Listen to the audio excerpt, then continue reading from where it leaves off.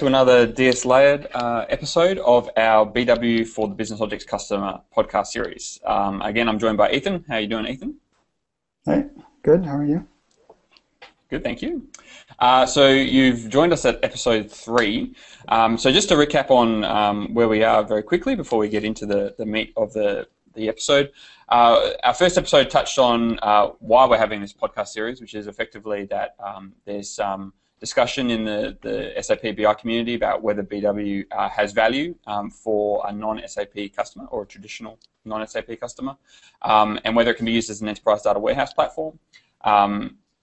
Ethan is joining me because he's an expert in BW and feels quite strongly that there is a lot of value to be had from BW, even if you don't use SAP ERP.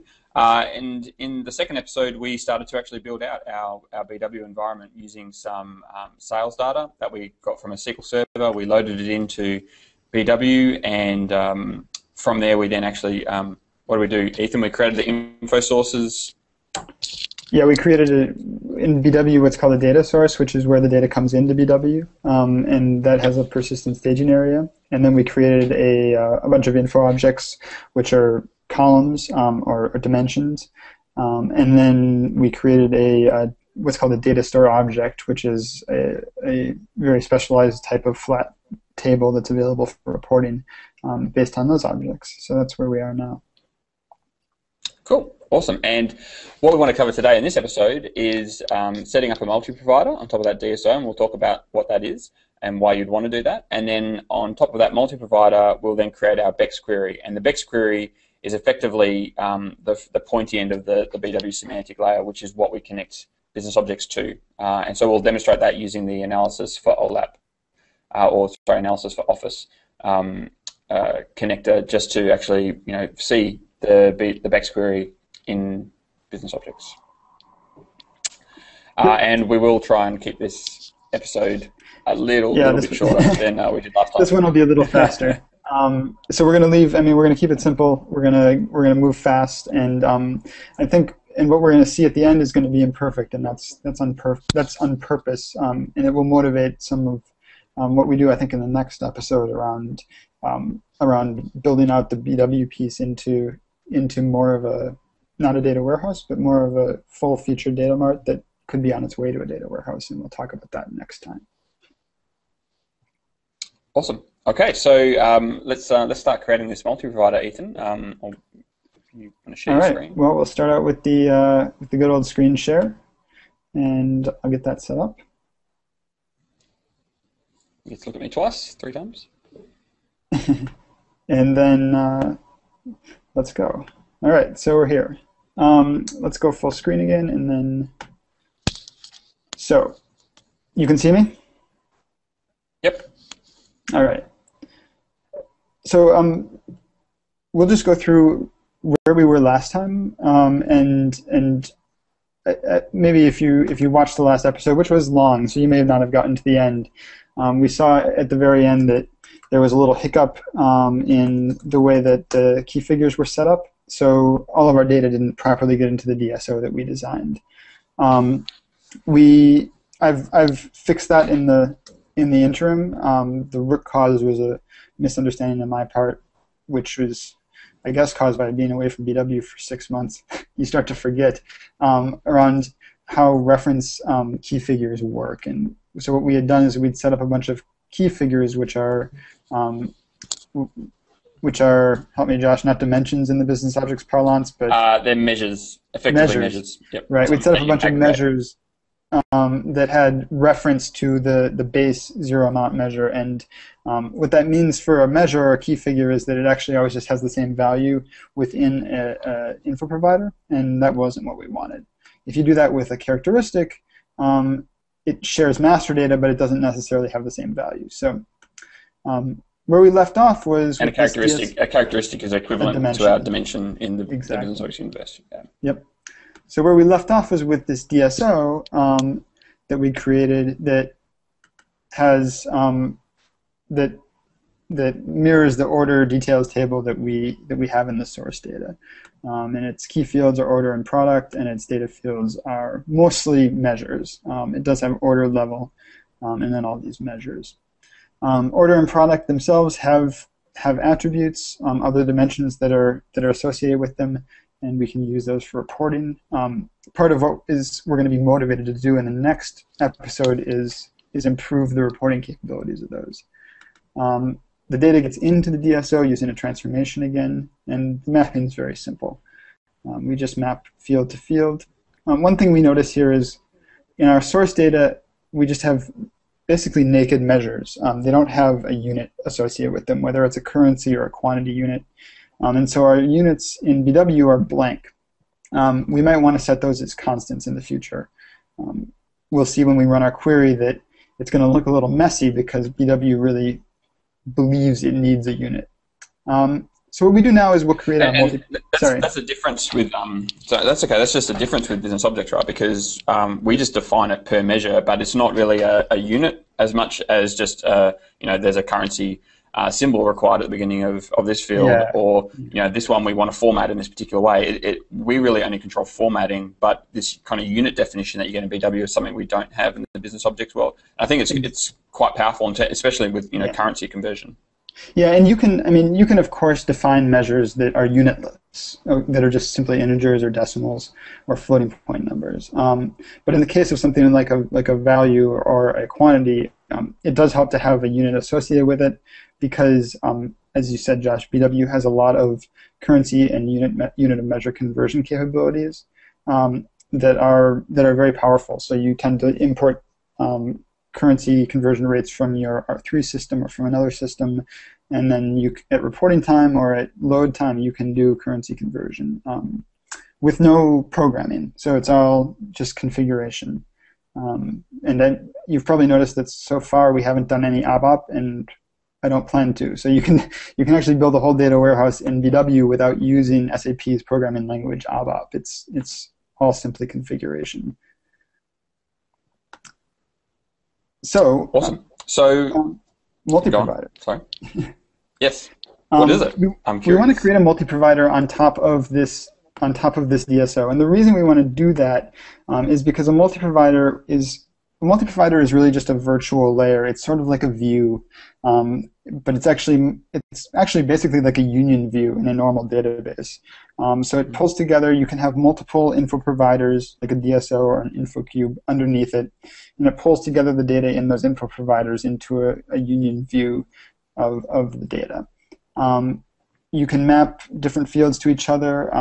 There are some BW does create a lot of semantic restrictions on what you can map to what, but what it really provides, and why it's, I guess I hate the word, but you have to say best practice with BW to use a multi-provider for reporting, is because it protects your reports, your BEX queries, from changes to the underlying data model. So if we want to switch out order details for another DSO, for example, we could make a second DSO, stick it in the multi-provider, get rid of the order details, and we wouldn't have to change the query, theoretically. So you can also copy queries around, but it's a lot easier if you don't have to change them, because queries get put into portal views and used in universes or in all kinds of stuff on the business object side. So you want the query to stay consistent, even if you rework the underlying data model. So multi-providers can help with that. So the process of creating a multi-provider is pretty straightforward. We're just going to call it our sales demo multi, and pop that up.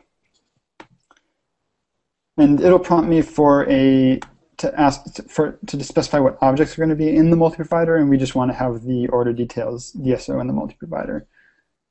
This is one of the nice things about a new BW system, is that there aren't many options of things to choose. In a mature system, you get hundreds of DSOs and you have to know the names of them, but for us it's pretty simple. And multi-providers also allow us to create some kind of semantic dimensionality on top of the DSO, which is pretty much a flat table. So we're going to group our product and order dimensions together here into what are basically folders. And those will be available in the BEX query, and we'll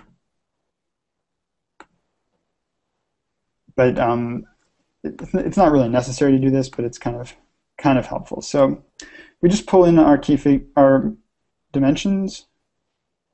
Come on. System's frozen. All right. Order. All right. We're not being happy. Let's start down here. All right. This is great. It worked this morning, but then not so much. All right. Will it work now?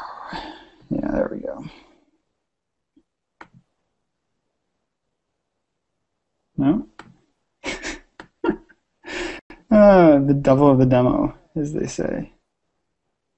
So my multi-provider is not happy, and due to it being a demo, I don't know why that is. Could you try going back and forth? Because sometimes when you're clicking on RDP, it gets a bit funny with dragging.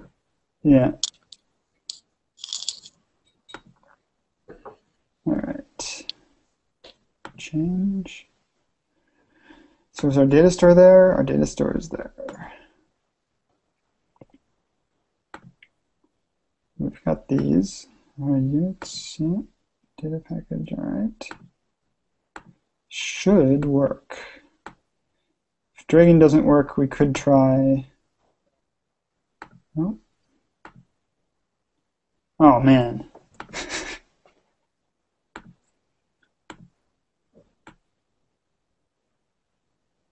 Yeah, it's really not happy with the dragon. Let's see if we can turn off the outside thing. And now it's not dragging at all.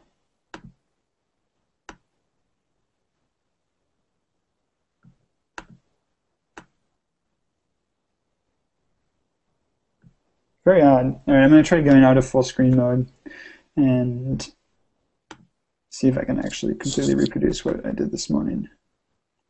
Yeah, there it's dragging now, but it's, there we go. There we go. All right, so something about full screen mode with remote desktop is... No, it's got to be Apple. That's probably what it is. OS X. OS X.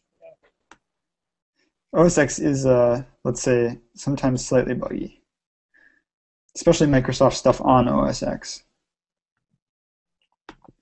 So these we can pull in a bunch at a time. So once dragging actually works, this goes pretty fast. Since order level is an attribute of order, we pull it into the same dimension, the same table more or less. I mean, this is all transparent, so it doesn't matter, but semantically it's the same idea. Our units get pulled in automatically when we pull in the necessary key figures down here. And we need to then, oops, double-clicked when I meant to single-click.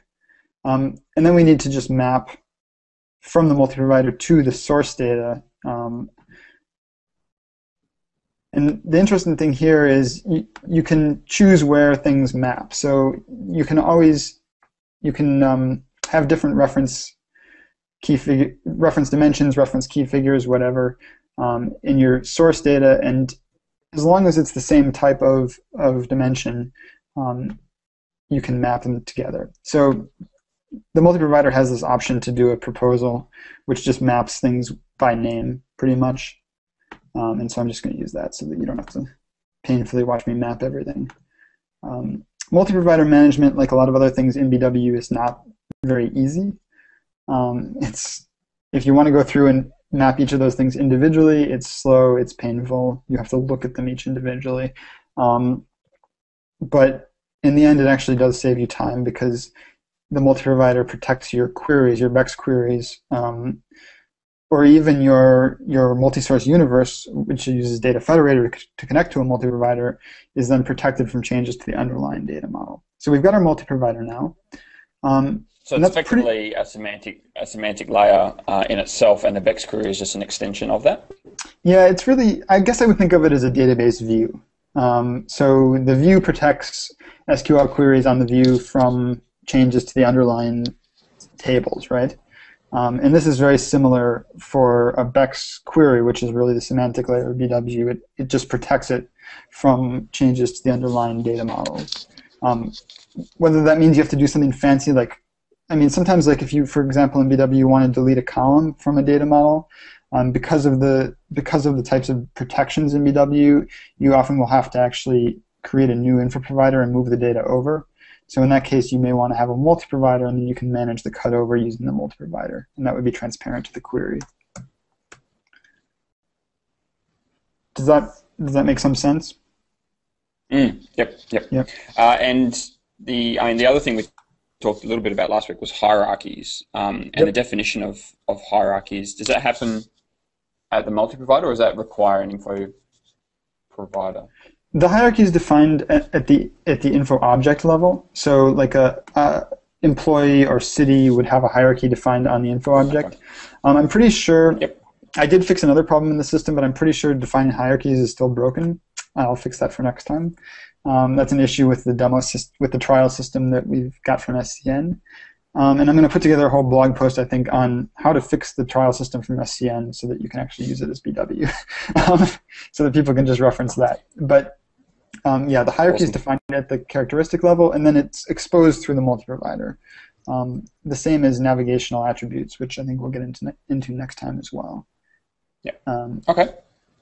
All right. Awesome. So is that our multi-provider done, or is there more? Yeah, that's it. That's all we do on the back-end BW level, and now we're going to hop into the Bex Query Designer and throw together our Bex query, and then we'll expose that through BusinessObjects. So let's do it. Awesome.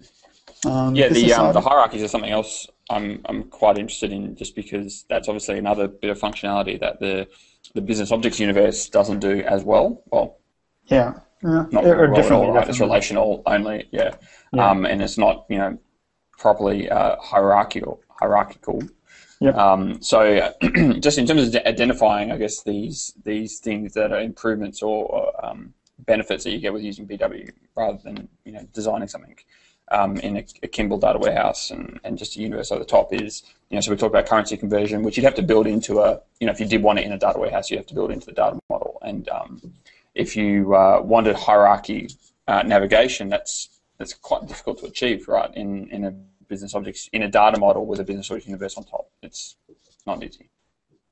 Right, I think that's true. And I think, I'll prepare a little bit next time so that we can get into that, prepare the system for the most part, and so that we can show what happens when you add navigational attributes to a data model or a hierarchy to a data model, and what changes we want in the data model there, and then we can look at, I think, together at how it shows up in the BusinessObjects tools.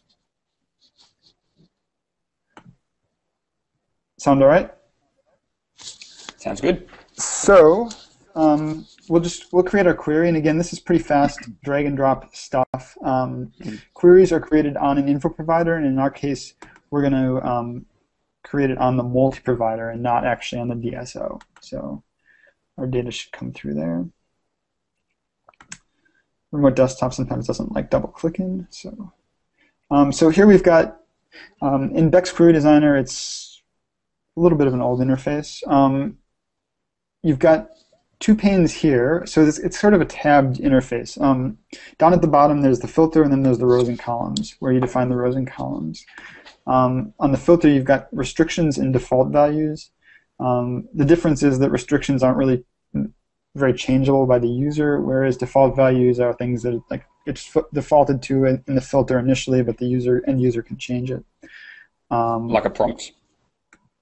Yeah, you can also create variables where you get prompted for a value, and those can feed into either restrictions or default values. So it's a little bit involved.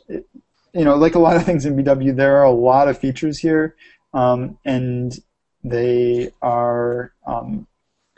It takes a while to find your way around. I think one rule of thumb with BW is that usually you can do pretty much whatever you want. And my other rule of thumb for BW is that like 95% of the time you don't actually need to do any kind of customization using ABAP or anything like that.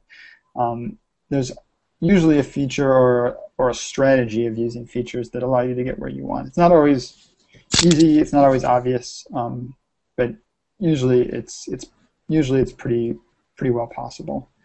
What I want to do here is just build a kind of default query. We want to make it so that the user can do pretty much whatever they want here, which isn't much because we don't have too many attributes in this query, but we'll address that next time around. But I think a query might be useful where we have a drill down by rows and by product in the rows, and where we bring in our key figures into the columns.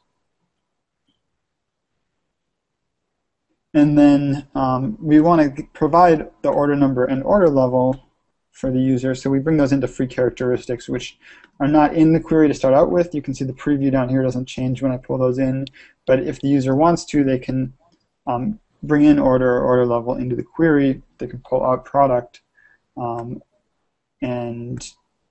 we can pull in units as well, just because. So yeah, it gives some flexibility for the user. I mean, this is pretty standard stuff. Obviously, you can do this in universes as well. And that's it. That's our query for now. One thing to note is that each of these characteristics, when we select it over here on the right under properties, we have a fair number of properties that we can play with, doing things like sorting or whether or not to display results rows. And then we've got stuff like hierarchies. We don't have a hierarchy on order level, for example, but we can control display by hierarchy. There's planning, which isn't very relevant to us at the moment. And then in key figures, there's actually some interesting stuff around what we can do with aggregation, what we can do with display, obviously, for all the normal stuff around key figures. We have some control over the way things are calculated. That's not what I wanted to see, actually, but yeah. But it's all fairly. There are a lot of things to change here, a lot of things to play with, and it's worth kind of going through all this stuff and figuring out how it works. There's good documentation on help.sap.com around what this does, but I think, at least for me, you usually have to actually do it and play around with it to see how it works. And I saw some options there just on the measures that are quite useful, right? Like reverse sign, scaling. Yeah, for the display. That kind of stuff is.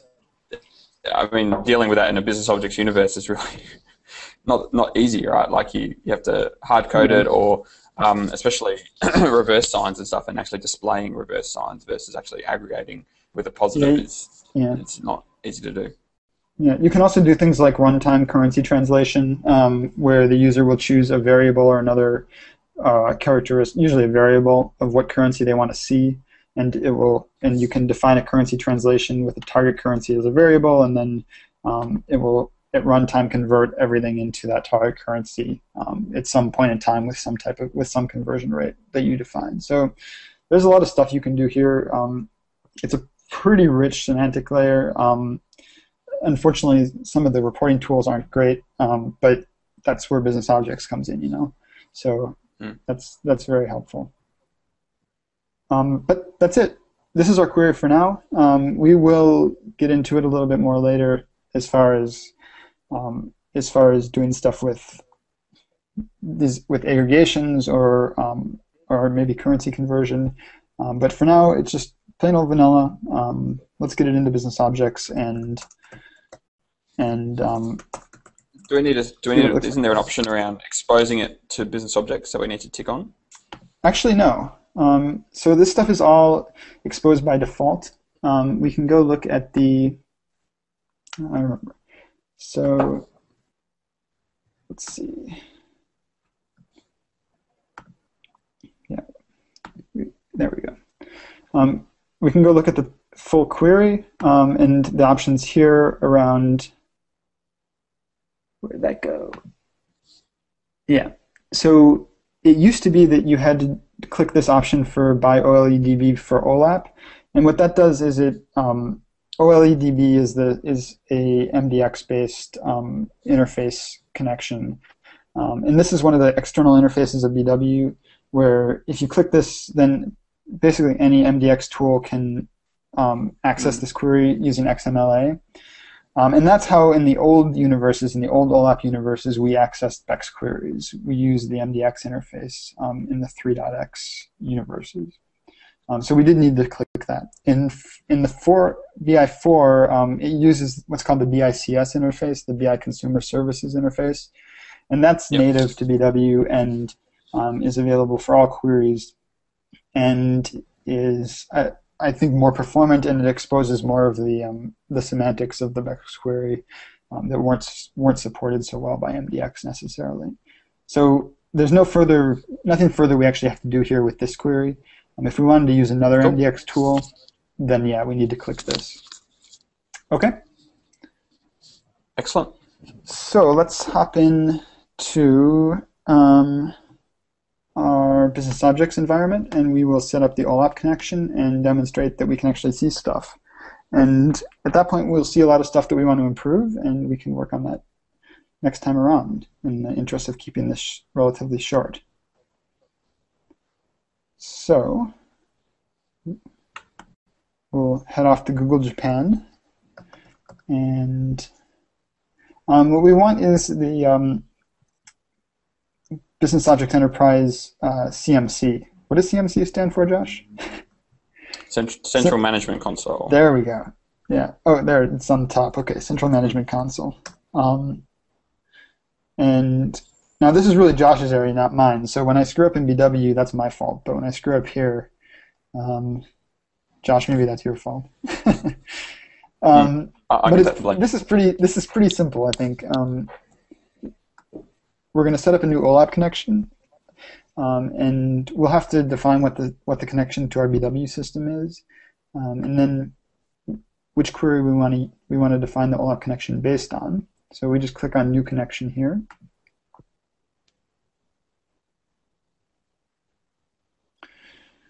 And we name it. Let's say Sales Demo Order Details. No. Do I need to have a special type of... All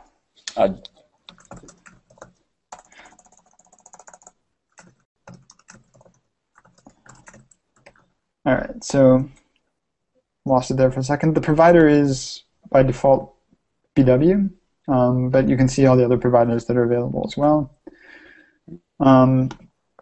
You can either connect to a server or a group, and like in most actual deployments, you'll be connecting to a group, which is the load balancing mechanism. But in our case, it's a server. We'll call it NSP, localhost. Our system number is 00. Our client number is 001. Our language is English in this case. And then we connect to the server. Need to put in the username and password we're using. And under normal circumstances, this would be, I think, a service user, because we don't want it to be associated with one individual's access. Or you configure the connection and then authentication down the bottom exactly. There allows you to choose. Yeah, you choose a prompt. So yeah, normally in a normal deployment we would choose SSO, because normally users don't want to be messing around with logging onto multiple systems, right? But in this case, we just choose our multi-provider, query, order detail, and we save the connection. And that's something we should touch on probably in a future episode. It's just around the security of SAP in general and how that flows into BW, because that's also something that is very powerful that we don't have as much control of in the business object system. Yeah, we can go into how analysis authorizations work. I mean, there's a wealth of stuff to discuss on the BW side. I mean, we can keep doing episodes of this for as long as I think you remain interested. As long as everybody else remains interested. We'll see how the viewership numbers do as we dig deeper into the BW stuff, right? So our OLAP connection's here. We should be in good shape, and we can now run off to the BI Launchpad and see and demonstrate that it actually works. So just to talk quickly about the tools while you're logging on there. So there's two specific OLAP tools that you can use in the Business Object Suite. So there's Analysis for Office, which is Excel-based, and then the tool we're about to show you is Analysis for OLAP, which is web-based in the BI Launchpad. And then you also have direct BIX connectivity in a lot of the other Business Objects tools. So Excelsius, well, dashboards, the new Design Studio, which has just been GA'd, Web Intelligence, Chris Reports for Enterprise, they'll all connect directly to the BIX service as well. So, but they're designed to talk to relational universes also. Right. So there is a bit of a, there is a bit of an either-or thing here, right? There are two options for connecting to BW. There's the OLAP connection, which we just demonstrated how to set up, and then there's the multi-source universe connection, which is not an OLAP connection. It actually uses Data Federator underneath to connect directly to the tables that are underlying the DSO or the cube or the multi-provider. And so, you got to make a decision. If you want to use a BEX query and the semantics there, and then expose that in Business Objects tools, you use an OLAP connection, and most Business Objects tools support that.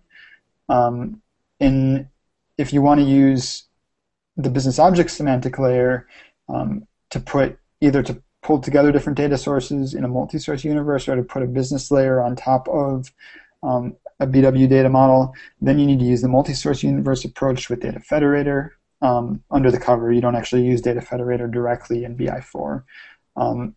But there's a trade-off to be made there, because when you do that, you lose any semantics that you have in your BEX queries. You don't have access to BEX queries. So the other thing to keep in mind is that not all Business Objects tools support both of them. So there are a couple of tools that only support one or the other, especially newer tools. I think for a while Visi, I'm not sure if that's still the same, but Visual Intelligence only supported. So Visi only supports universes. It doesn't support BIX yet. Yeah. Yeah, and then the Analysis OLAP and Analysis Office don't support universe connections. They're specifically for BIX and or OLAP. So you've got to make a choice, and I mean, there's something to be said for that approach. There would also be something to be said, I think, for being able to combine your BW semantic layer with your business objects, with your existing, and probably for a lot of installations, larger business objects semantic layer. And they're not exclusive. I mean, you're able to set up all your BW queries or BEX queries, connect to them using the tools, but then you can also set up the universe in the same system and have that as available when you need it for whatever specific reason. Exactly. Yep, that's right. I think the easiest way. We can mention this at the end. I'm going to this a little bit more at the end, but one thing that's really important to mention here, if you're trying to replicate this at home, the query designer that we used is actually doesn't come with the BW with the NetWeaver trial that you get on SCN. So you have to actually have a account with SAP to download that from the Software Download Center, unfortunately. And hopefully SAP will be able to rectify that and include these tools with the trial in the future, but for now, you're kind of out of luck there. So for customers, that won't be a problem, because that tool comes with basically any kind of, I believe, account that a customer has with SAP. But for independents, that's going to be a little bit of an issue. So it's something to keep in mind. It's too bad at the moment, but you need to have a BEX query in order to create an OLAP connection, and with the trial version, you actually can't create BEX queries at the moment. So you could create a Data Federator, a multi-source universe connection still, but the OLAP connection is going to be a bit of a problem. So I think the easiest way to show that this data actually exists is going to be to use Analysis Edition for OLAP. So we'll go through the Launchpad, create a new analysis, and fortunately we only have one data source, the one that we just created. It's going to prompt me for my username and password. Because the authentication was set to prompt, as we saw earlier, and then I will put in this is my BW username and password. It'll just grab that query really quick, not that quick.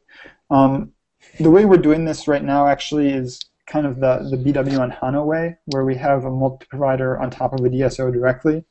In traditional BW, you would actually want to use an info provider, or an info cube, for your reporting and that's kind of a reporting data mart. It's a star schema format, so it should be faster for these types of queries. Since we don't have that much data, we are using a DSO, and that's actually how you would do it in BW on HANA, because DSOs are just as fast as InfoCubes when you're using HANA, which is a column-based system. So an InfoCube ends up being just a flat table, much like a DSO. So this is our data. The first thing that we all notice is that we have these error things here. And that's what happens in a BW query and a BEX query when you don't have a unit of measure. So, so that's one thing we'll want to address next time. But we can see the numbers, and we have all of the analysis for OLAP capabilities here. So just to demonstrate that, let's just quickly pull out product and pull in order level, just to show we can. There are no order levels. That seems interesting, somewhat odd compared to last time. And we can pull in order, and we can just see all the orders really quick. So it's there. Our data is there, and we can verify that the data actually seems to make sense. Oops. Drag and drop again, not working great. All right. So if we look at, for example, can we find a nice round one? Not really. Here's one that's 725 on the quantity. So if we look at the quantity and the unit cost and the actual cost, those should add up. And since I don't know that much about analysis for OLAP, I'm not smart enough to create a calculated key figure here, but when I looked at it earlier, it seemed to work properly, so it should be okay. But this is our data. But I think we can see now that there's a lot of stuff we would actually want to add in, right? Because in the original star schema model that we have in the source database, not star schema, but relational model we have in the source database, we can look at all the attributes of order or of product, and here we can actually pull those in, but we can't really navigate by them. So let's switch back to product really quickly and just show what I mean by that. So we can pull product into the rows. But what if we want to actually see by category? So we can pull in category, and we can see all our categories here, but we can't actually pull product back out of the layout. And so this is what happens when we have an info provider, like a DSO, that only has product in it, and which is our dimension, and then an attribute of that product is category. Even though category is really a dimension in BW, it's not in our info provider, so it doesn't act like a dimension. It acts just like an attribute. And that's one thing we'll change next time around by making that a navigational attribute, which makes it act much more like a dimension. So we'll demonstrate that, and we'll demonstrate how hierarchies end up looking. Awesome. Yeah. So not that hard. So that's it's only taken us two episodes is pretty good. So I guess just to kind of put that end to end, what we did is we took that SQL Server data, we used data services to load it into the PSA in BW. Then from there we then built up the definitions of those info objects, created the DSO, put the multi-provider on top, BEX query on top of that. So there are quite a few layers, I guess. And in the original episode, we posted a link about the LSA model and how that kind of that layered scalable architecture works. Right. But the end point is we've got this BEX query which we've connected to with BusinessObjects, and we're getting data out, right? So we've shown how we can use BW to put a data mart in. Yeah, I mean this is kind of the quickest, dirtiest data mart you can do with BW at the moment. There is work under which, I mean, obviously it's actually not that quick, right? It took us probably it was slower because because of the latency and stuff like that, but it probably took us 2 hours to put this together. And I think, like me working on my own, it probably would have taken me a bit more than an hour on a local system to put together that data mart. And it's not much, right? but it is the beginning of a data warehouse, and we'll start to see some of the other capabilities as well later. It is, I think it's safe to say that it's slower to do this in BW than for somebody who's really good at SQL, for example, to do this in a normal database. I mean, using data services to do this in a standard database would definitely be faster. And I mean, data services supports a lot of what BW supports. But but hopefully we can show that it's not too much of a difference, and that BW has a lot in the middle, kind of between what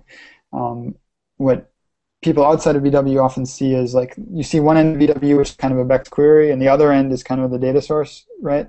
And what's in between is a bit of a mystery. So hopefully we've shown a little bit of what's there, and we'll get more into that next time around.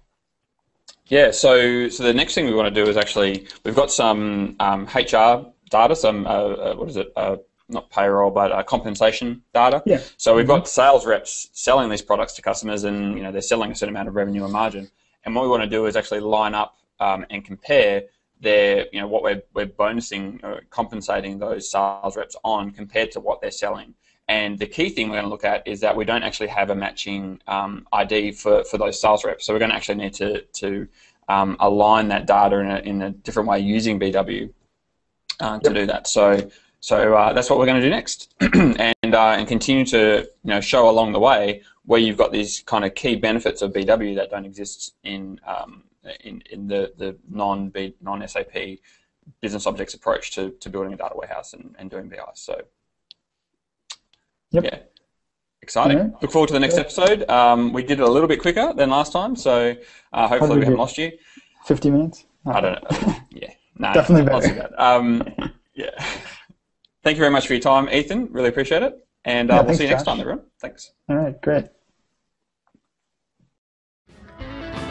This podcast is hosted and sponsored by EV Technologies. Visit us on the net at savethecms.com. DSLayered!